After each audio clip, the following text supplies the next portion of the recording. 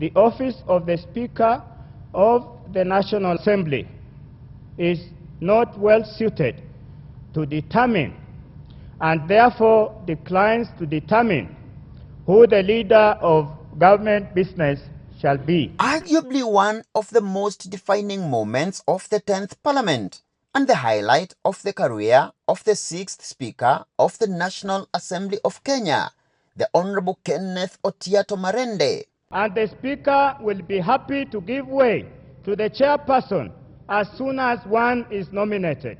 A monumental moment that set stage for what would be the clarion call on former President His Excellency Mwai Kibaki and former Prime Minister the Right Honorable Raiula Odinga to consult regularly on diverse matters of national importance before relaying any communication on the same to Parliament.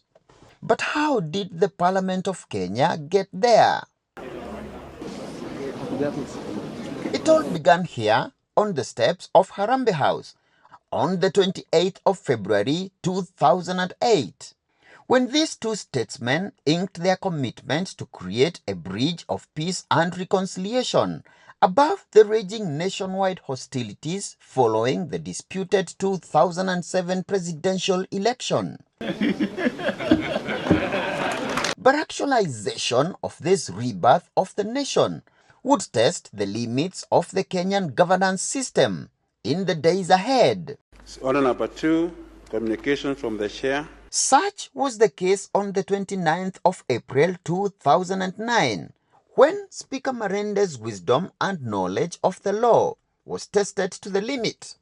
Before him was the question of who between Prime Minister, the Right Honorable Raiula Odinga, and then Vice President, His Excellency Kalonzo Musyoka, should serve as the leader of government business in Parliament. A week earlier, on Thursday, the 23rd of April 2009, Kalonzo, who had been appointed by Kibaki as leader of government business in Parliament, was on the floor to resume his contribution in the debate on approval of 21 nominees to the powerful and all-crucial House Business Committee, when then Kisumu Town West MP, the Honorable Olago Aluoch, rose on a point of order. The official Hansard documents Honorable Olago's sentiments, and I quote, "The issue that I want to seek your direction on is so fundamental that unless it is resolved before we resume, then debate in the House may not be conducted in the same way." He went on to say, "The motion that we are resuming debate on is presented by the Vice President and appears on the order paper as the leader of government business. The fundamental issue that I wish to raise on that aspect is, under our Constitution, who is supposed to move the motion that has been moved before this House?" End of quote. Honorable Aluoch then drew the House's attention to the National Accord and Reconciliation Act, as well as the presidential circular issued by President Kibaki a year earlier that accorded the Prime Minister authority to coordinate and supervise execution of functions and affairs of government. He argued that the Prime Minister thus ought to be the substantive leader of government business in the House, and by extension, the chairperson of the House Business Committee. Honorable Olago's argument got immense support from the ODM faction in the House, from such political heavyweights as then Minister for Agriculture Honorable William Ruto, Minister for Lands Honorable James Orengo, and then Minister for Central Imenti Honorable Gitobu Imanyara, who had also previously raised the matter, among other members. I thank you.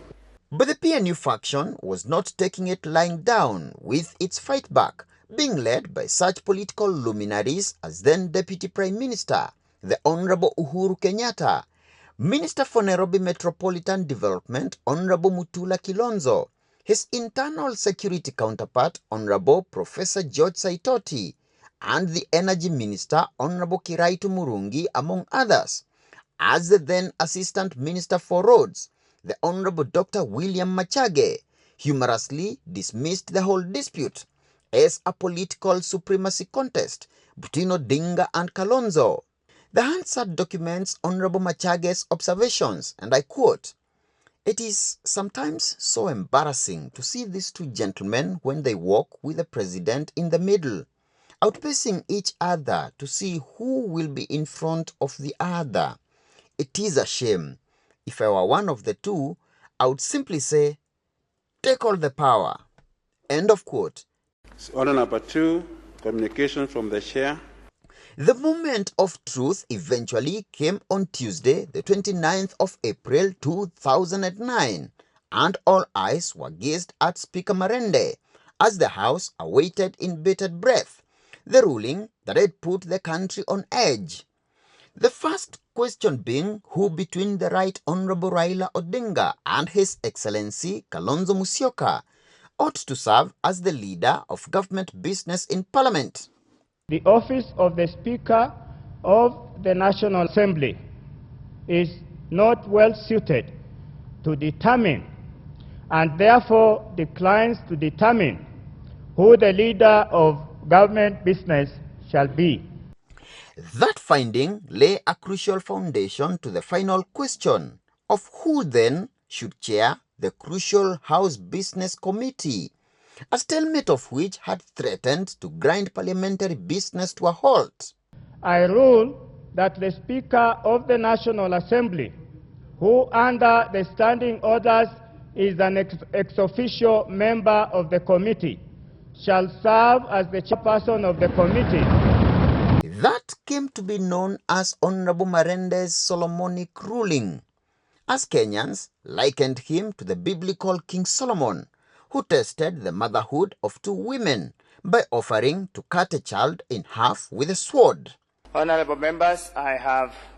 And so, the 10th Parliament got down to work, with Speaker Marende as chairperson of the House Business Committee, as the Kibaki-Raiula factions navigated the routine political turbulence of the Grand Coalition government.